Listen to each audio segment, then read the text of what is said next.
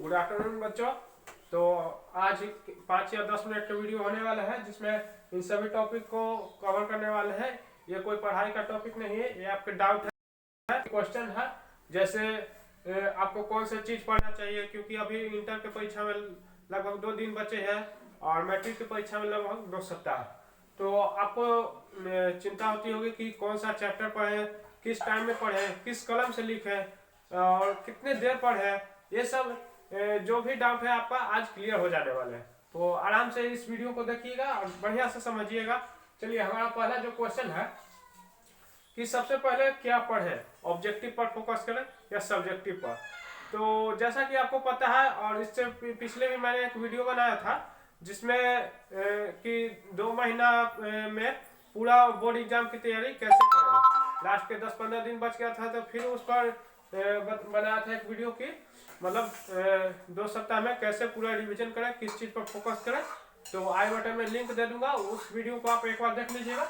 और शॉर्ट में बता दे रहा हूँ कि 50% ऑब्जेक्टिव का रूल लग गया बिहार बोर्ड में। अभी के वीडियो में बिहार बोर्ड के लिए स्पेशल बना रहा हूँ। बाकी अगर आप यूपी बोर्ड से हैं या फिर किसी अन्य स्टेट बोर्ड से हैं तो उसके लिए अलग से वीडियो बना दूंगा। तो 50% ऑब्जेक्टिव का मतलब क्या है कि 100 नंबर का क्वेश्चन रहता है तो 80 नंबर, मतलब सॉरी 50 नंबर आपको ऑब्जेक्टिव से पूछे जाएंगे और बाकी के 50 नंबर सब्जेक्टिव से पूछे जाएंगे। यह नियम साइंस और एसएसटी ये दोनों में छोड़कर लगता है, क्योंकि उन दोनों में प्रैक्टिकल आता है तो 80 में से लगता है, यानी 40 नंबर ऑब्जेक्टिव और 40 नंबर सब्जेक्टिव। यह मैंने उसमें आराम से समझाया है, 5 मिनट का वीडियो है, 5-6 मिनट का।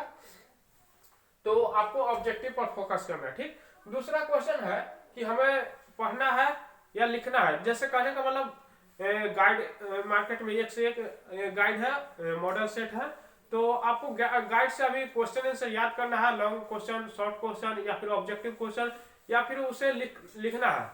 तो यहाँ पर जवाब रहेगा कि आपको लिखना है, ठीक। लिख कर प्रैक्टिस करना है। बाकी सभी टॉपिक को मिलाकर लास्ट में एक निष्कर्ष दूंगा, मैं अपनी तरफ से सुझाव दूंगा, तो वो जरूर देखिएगा, ठीक।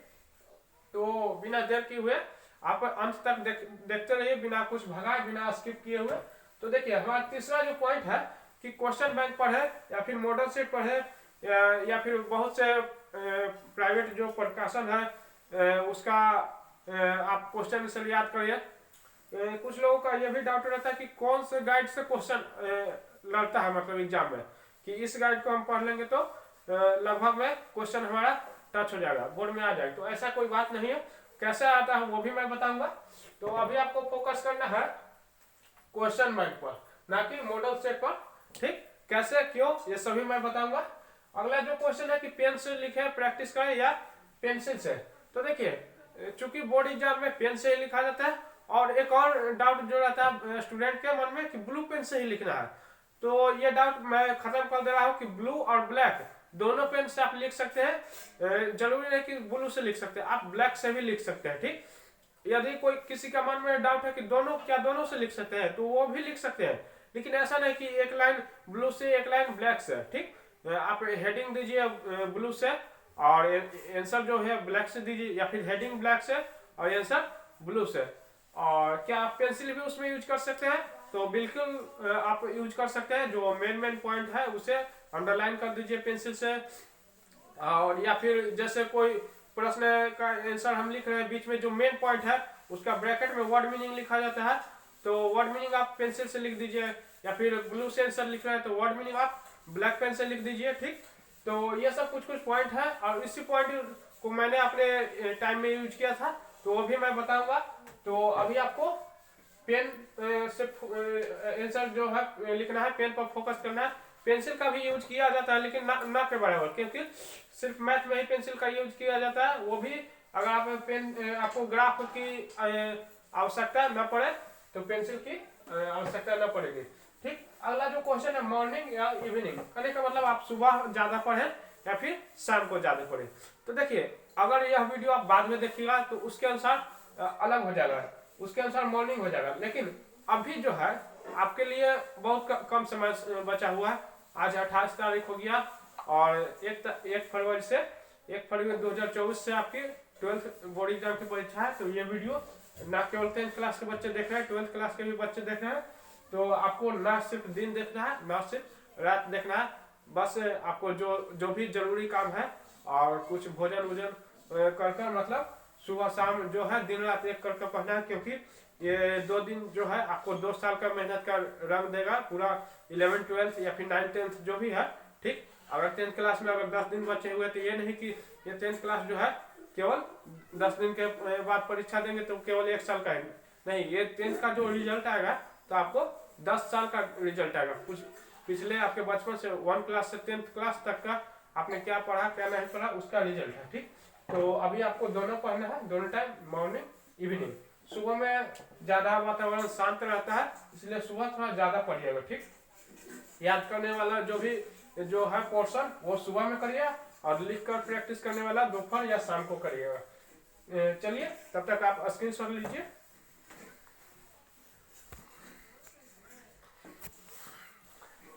इसके बाद भी यदि आपको किसी भी प्रकार के कोई प्रश्न है या फिर डाउट है तो आप कमेंट बॉक्स में जरूर करिएगा, हम अगली वीडियो में उसे जरूर आंसर देंगे या फिर उस क्वेश्चन को ऐड कर देंगे। ठीक, तो अगला जो हमारा क्वेश्चन है टाइमिंग, यानी टाइमिंग से कहने का मतलब कितना घंटा पढ़ेंगे। अब जरूरी नहीं हम सुबह में पढ़ रहे थे कोई आधा घंटा पढ़ेगा, कोई 1 घंटा पढ़ेगा या फिर लगातार 4 घंटा 5 घंटा पढ़ते जा रहा है, तो वैसा भी नहीं आपको करना है, क्योंकि एग्जाम बहुत नजदीक है। तो इसका मतलब ये नहीं कि दिन रात आप पढ़ते जाए, स्टेज हो जाता है, मतलब तनाव थोड़ा सा हो जाता है कि अभी आप खूब पढ़े और मेन जो एग्जाम के टाइम है उस टाइम गए तो आप नर्वस हो गए, मतलब उस टाइम याद नहीं है क्वेश्चन। तो बेस्ट एग्जाम्पल तो वैसे ये होता है कि साल भर आप बहुत मेहनत करें, शुरू से मतलब 9 महीना खूब मेहनत करें, खूब डीप में पढ़िए। ठीक, और उसके बाद जो है कि लास्ट का 100 दिन, हम भी यही किए थे, लास्ट का 100 दिन यानी 3 महीना 30 या 90 दिन होता है, यानी लास्ट का 100 दिन हम क्वेश्चन बैंक को फोकस करते थे कि 100 दिन में पूरा जो क्वेश्चन बैंक है हर एक प्रश्न को रोज बनाते थे और पूरा कंठस्थ कर लेते थे। ठीक, पूरा क्वेश्चन बैंक हम 3 महीना के अंदर 2 से 3 बार कंप्लीट कर लेते थे। और जो अभी का जो समय है एग्जाम से 1 सप्ताह पहले तो उतना नहीं पढ़ना चाहिए, और अभी तो इंटर के लिए 2 दिन समय ही बचा हुआ है, तो मेरे अनुसार तो है कि अभी पढ़ना ही नहीं चाहिए 12th क्लास के बच्चों को, खासकर जो बच्चे ज़्यादा अगर 90% से ज़्यादा मार्क्स लाना चाहते हैं तो उन लोगों को पढ़ाई पर कम ध्यान देना चाहिए, और वो पढ़ाई के अलावा जो कुछ एक्टिविटी जो मेन पॉइंट है उस पर ध्यान दीजिए। ठीक, क्योंकि अंत तक पढ़ना से नंबर नहीं आती है। ठीक, और जो 10th का अगर स्टूडेंट कोई वीडियो देख रहे हैं तो अभी भी पढ़ सकते हैं, 1 शॉट वीडियो देखिए, कोई भी चैप्टर का है तो आप 1 शॉट वीडियो देखिए। और यहाँ बात टाइमिंग का, तो कोशिश करें कि 3 घंटा कम से कम पढ़ें, क्योंकि बोर्ड एग्जाम आपका 3 घंटा का होता है, तो 3 घंटा आप पढ़ने की आदत लगाए, रोज 3 घंटा का एक सेट मारे। आप क्वेश्चन बैंक ही पढ़ सकते हैं, हर क्वेश्चन को जैसे बोर्ड एग्जाम में 3 घंटा बनाना है आप घर पर बनाइए, और ये नहीं करिए कि ये क्वेश्चन है जो है हम वहां पर बना लेंगे, गलती सही भी लिख लेंगे। आप गलती सही भी लिखे लेकिन घर पर लिखिए। ठीक, ताकि आपको एक अनुभव हो सके कि वहां जाने पर ये भुला जाते हैं। यदि हो सकता है कि आपको सभी क्वेश्चन मालूम है, सभी क्वेश्चन का आंसर पता है, लेकिन ये भी होता है कि पैटर्न आपको नहीं पता है।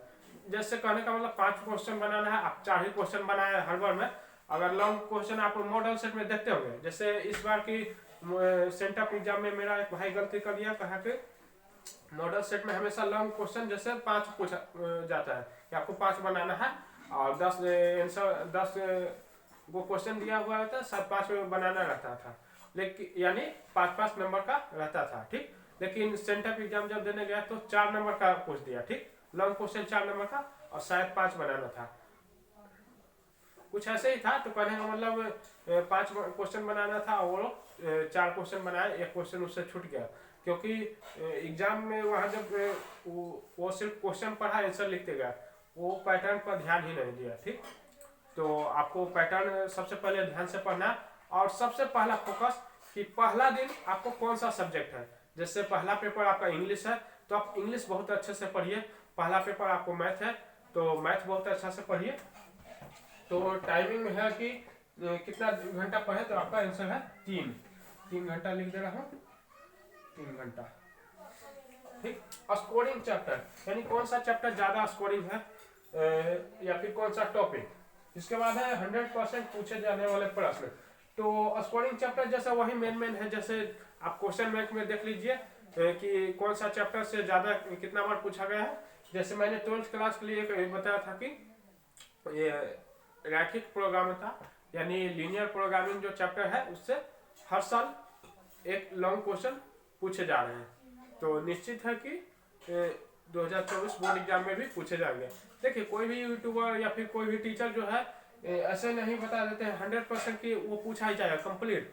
हम लोग एक निष्कर्ष निकालते हैं, जैसे कि कौन सा ज़्यादा किस टॉपिक से किस चैप्टर से पूछा जाता है क्वेश्चन, तो उसी अनुसार से या फिर कौन सा ऑप्शन ज़्यादा, अगर आप तुक्का भी मारा तो ऑप्शन ए सही लगा, बी सही लगा या सी सही लगा, तो इसका भी एक अनुमान होता है कि अगर आप ओरिजिनल क्वेश्चन आंसर है बोर्ड एग्जाम का तो कौन सा ज़्यादा आंसर देता है बिहार बोर्ड ज़्यादा, अगर सी ऑप्शन देता है तो आप सी ऑप्शन तुक्का मारिए।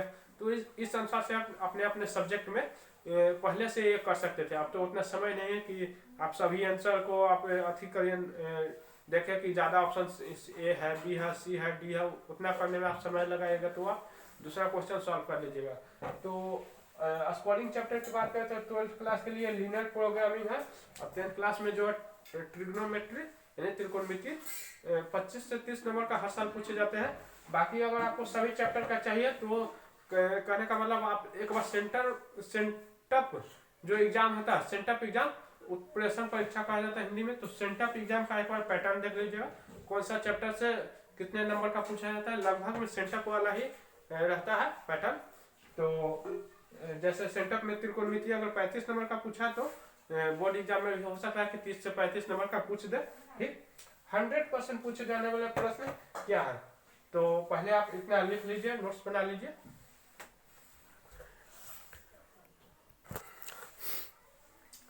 देखिए 100% पूछे जाने वाले प्रश्न है, जैसे लीनियर प्रोग्रामिंग है 12th क्लास के लिए, इनवर्स ट्रिग्नोमेट्री है, उससे एक दो क्वेश्चन पूछे ही जाएंगे।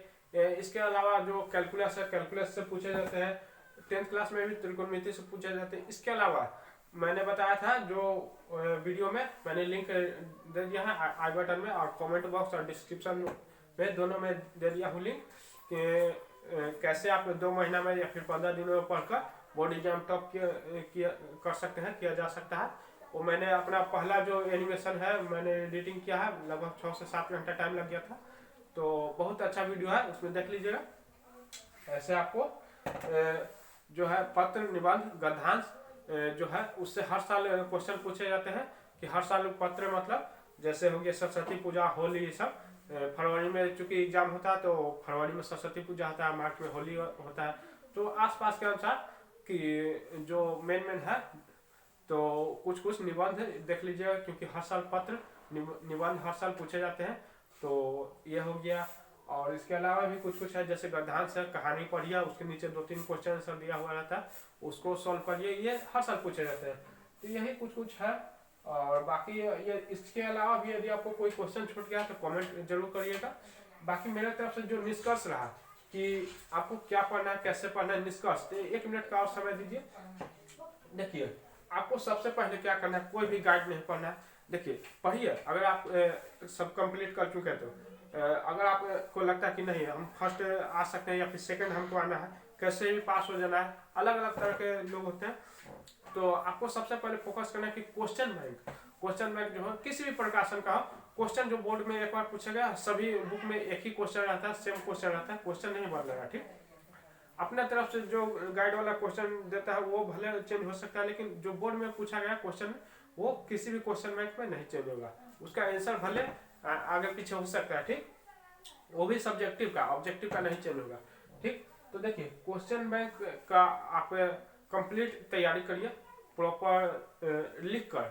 वो भी कैसे, एक होता है कि क्वेश्चन बैंक लिए सिर्फ याद करें, नहीं, आप लिखिए, आप टाइम सेट कर लीजिए, अलार्म लगा लीजिए अपने फोन में 3 घंटा का। अब 3 घंटा जैसे बोर्ड एग्जाम में होता है एग्जाम, सेम वैसे आपको न उठना है, न हिल डोल करना है, आपको एक ही कलम से लिखना है, आपको बोतल ये सब जो भी सामान है बगल में रखना है, आपको कितना पानी पीना है ये भी आपको समझना, नहीं तो बार बार आप पानी पीजिएगा, आप समझ रहे हैं। तो सभी प्रकार का जो भी प्रॉब्लम है कि आपको 3 घंटा पढ़ना, आपको ये इससे आपको ये भी पता चले। अब देखिए मैंने वो वीडियो में ये भी बताया था कि OMR शीट के बारे में, तो आप बाजार से 10 रुपये में एक मिलता है जिसमें आप OMR रख सकते हैं, हर एक क्वेश्चन रहता है, 1 2 3 4 नंबरिंग रहता है, 4 ऑप्शन रहते हैं ABCD।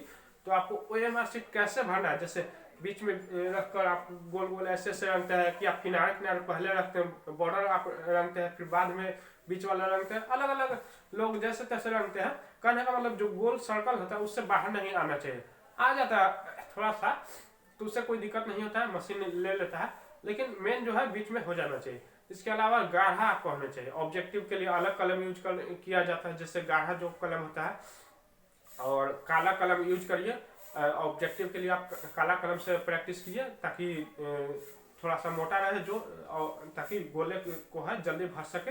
ठीक। और सब्जेक्टिव आप जैसे भी लिखिए, थोड़ा कोशिश करिए कि पतला पेन से ही लिखें, लेकिन ऑब्जेक्टिव हाँ काला कलम से ही लिखिए, क्योंकि मशीन जो है काला रंग को आसानी से पकड़ता है। नीला रंग से भी, नीला जो कलम है ब्लू, उससे भी आप लिख सकते हैं, लेकिन ब्लू पेन को मशीन कम पकड़ता है। ठीक।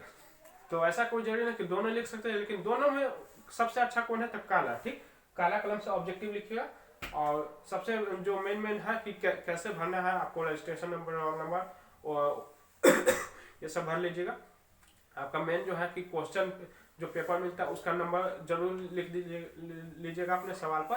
क्वेश्चन बुकलेट, सीरीज नंबर और OMR ये सब जो भी है ये सब लिख लीजिएगा, क्योंकि अगर बाय द वे आपका कॉपी मिस हो जाता है तो आप उस नंबर के जरिए आप चैलेंज कर सकते हैं, या फिर अपनी कॉपी ढूंढवा सकते हैं। जो भी है आप लिख सकते हैं, इसमें कोई दिक्कत नहीं।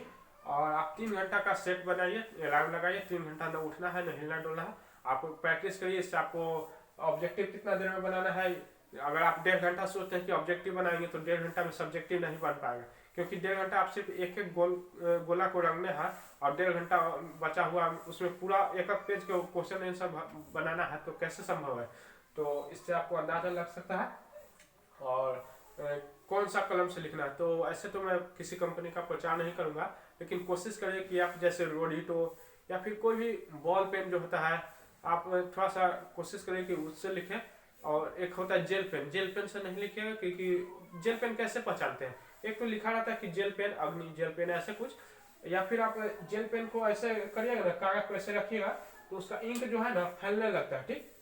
इंक थोड़ा सा फैलने लगता है, जैसे कपड़ा पर आपको एक बूंद पानी गिर गया ऐसे, तो पानी जो है फैलने लगता है, उसी तरह जेल पेन जो है फैलने लगता है। तो आप एग्जाम में लिखिएगा तो आपको फैलने लगा तो पूरा जो अच्छा रहा आपका सुंदरता खराब हो जाएगा। तो आपको सही पेन का इस्तेमाल करना है। सुबह शाम कभी भी है 3 घंटा कंटिन्यू पढ़ना है। ठीक। लिख कर प्रैक्टिस करना है। और मेन चैप्टर, यानी सबसे पहले तो आप हर एक क्वेश्चन बैंक, देखिए 13 साल 2009 से आप क्वेश्चन बैंक को कंप्लीट करें, 2009-10 से लेकर 2023 तक लगभग 13 साल 14 साल हो गया। इसमें भी हर सब्जेक्ट को, ना कि आपको मैथ को, मैथ हिंदी संस्कृत के, और आपको सभी मिला जुला कर 6 सब्जेक्ट है 10th क्लास में, तो आपको सभी सब्जेक्ट को कवर करना है। सभी क्वेश्चन बैंक को, एक एक क्वेश्चन, ऐसा ना हो कि एक क्वेश्चन छूट जाए कि ये आ जाएगा। हर एक क्वेश्चन को आप कंप्लीट कर दिए। क्वेश्चन बैंक कंप्लीट हो गया तो लगभग सभी में मॉडल सेट जो है आपका कंप्लीट हो जाएगा। तो कैसा लगा आज का सेशन? अगर अभी कोई चैप्टर या फिर कोई टॉपिक आपका छूट गया है तो हमें कमेंट करिए। मैं अभी और दिन रात मेहनत करूंगा। वन शॉट जो वीडियो 1 घंटा का होता है कोशिश करूंगा कि 15 मिनट या 20 मिनट में ख़त्म कर दूँ, लिखने का समय बचा दूँ। मैं बस समझाता रहूँ बाकी। तो इसके अलावा क्या है कि हाँ देखिए 3 घंटा लगातार आपको लिखना है, तो कलम जो है, देखिए कलम को आप पीछे कैप जो है ऐसे करके लिखते हैं। ठीक।